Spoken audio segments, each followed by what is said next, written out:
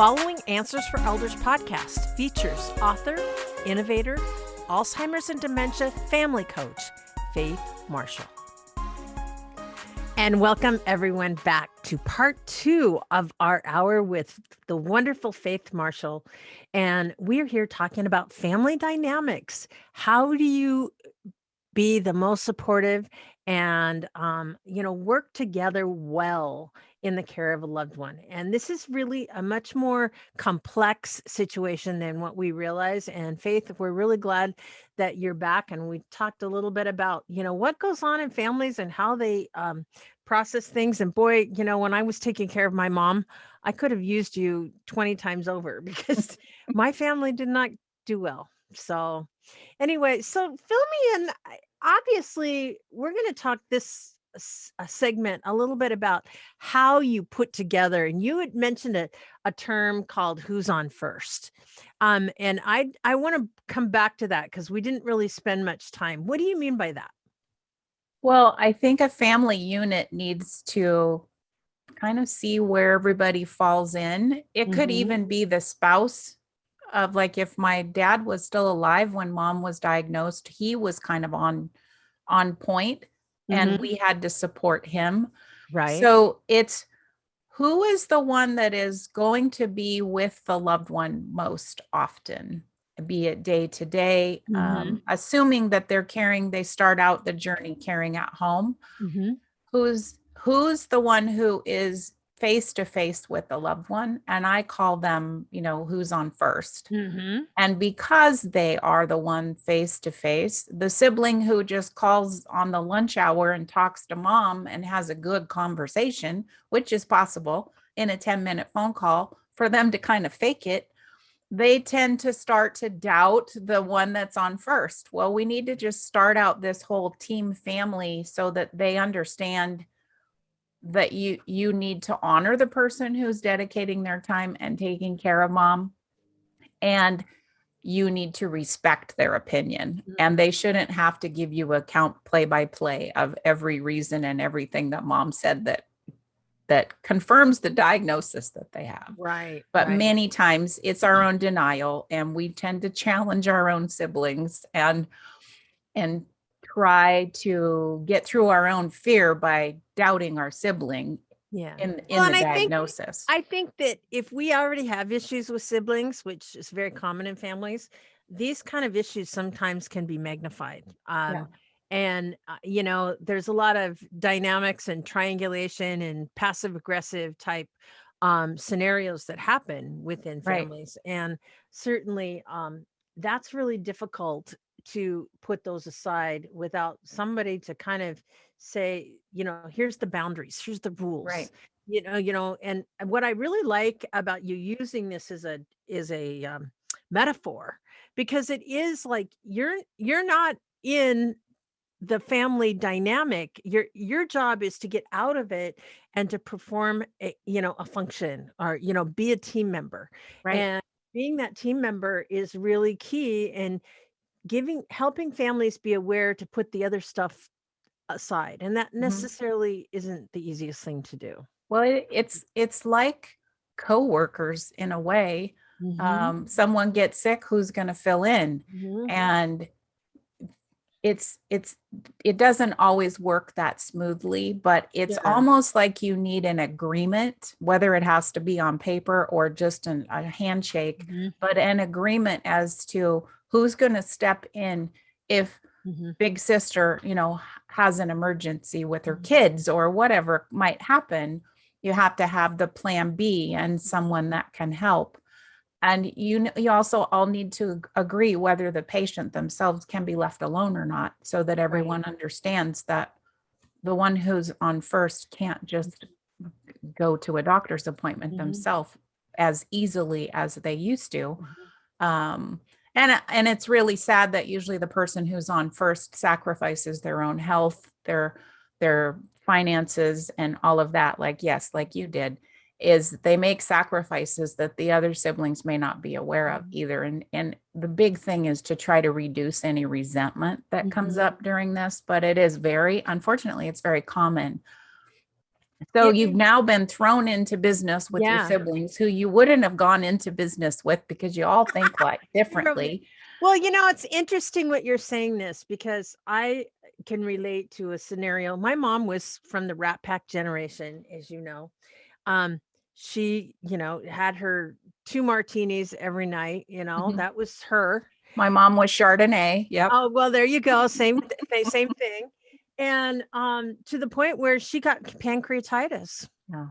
and older. And of course, it will, once that happens, the disease doesn't go away. But Yeah.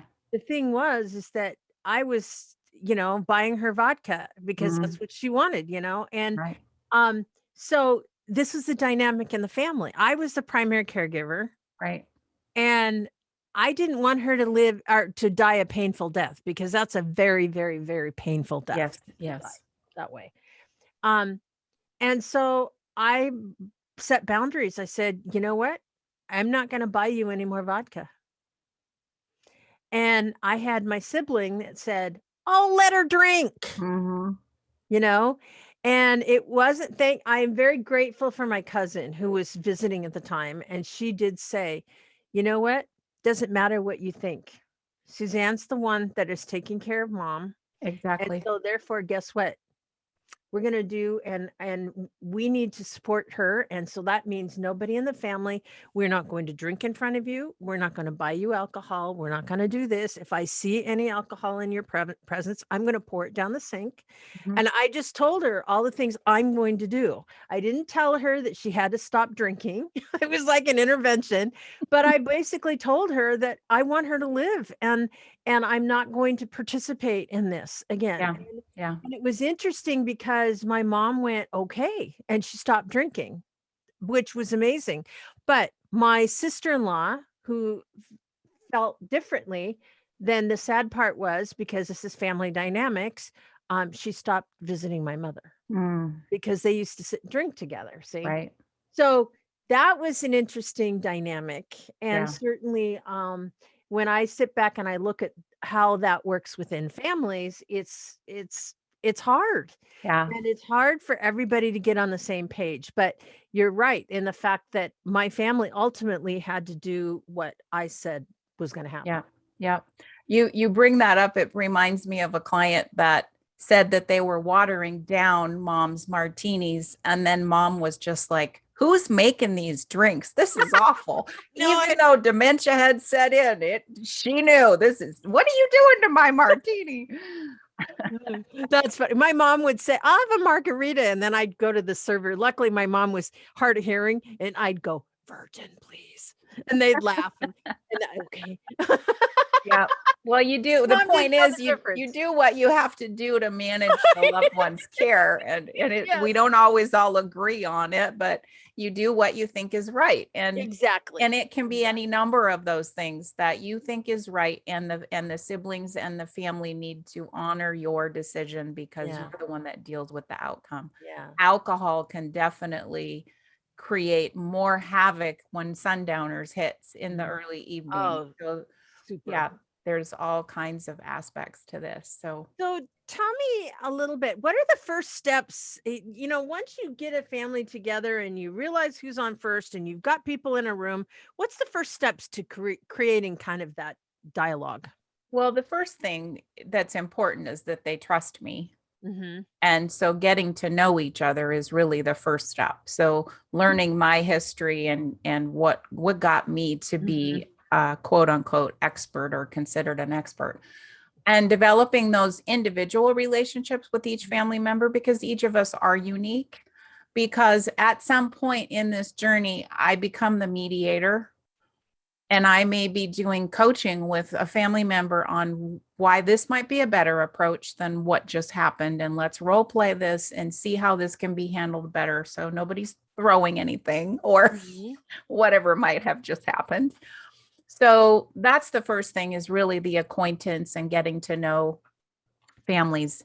And then there's always a key person, like I mentioned, that we're trying to support. And that can be the patient's spouse. It can be a daughter, a son.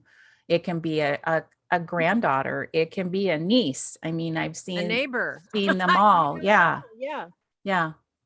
So Yeah. it's whoever has the time and the compassion to be able to step in and do this. And Right. then, there's a point in time where care at home isn't always an option if there's a lot of friction. So then outside, care is considered, Mhm. or hiring someone to come in. So So do you do like touch bases with families too? Like, for example, as things progress, maybe there's challenges with what do we do next kind of thing. Are you a good always, person? Yeah. yeah.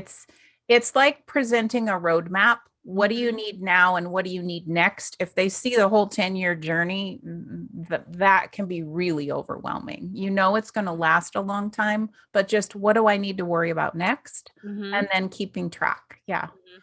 They'll always be able to reach out to me, schedule appointments, quick text messages, or ongoing Yeah. communication, however it works. And you do to work with families, you can do that via Zoom. So wherever you are in the United States, if you have a family, if your families are stretched out across the United States, there's still things that people can be involved in if you have siblings elsewhere and if Yes. you're involved. So that's, I think, one of the great things about how you work with families, Faith, is you really can bring everybody together and through the Well, miracles of technology. yeah, and the one thing that COVID taught us was how to do that. But many times family members are not all residing in the same city as the patient either. Yeah. So yeah, it's Mhm. essential to be able to communicate Right, and right. keep things rolling. So Right. Well, we're very excited again to keep exploring this topic. So, as you're listening to this podcast, everyone, think about your own family. And even if your loved one, your senior loved one may not have dementia, may not have Alzheimer's, but do you know who's going to be on first when that time comes? Who's going to be that unit? And maybe some of these dialogues can happen early before things happen. And those are some things that we're going to keep exploring through this hour. And part 3 is coming up right after this. thank you so much. We would like to thank you for joining us in this podcast. Faith is here to support you and your family on this journey. She will help you to come together in harmony, creating the best team in advocating for your loved one's care. So call Faith at 855 363 2484 to receive a $200 gift card just by mentioning that you've heard these podcasts. Again, that number is 855 363 2484. And guess what? That spells Faith, 855 3 FAITH.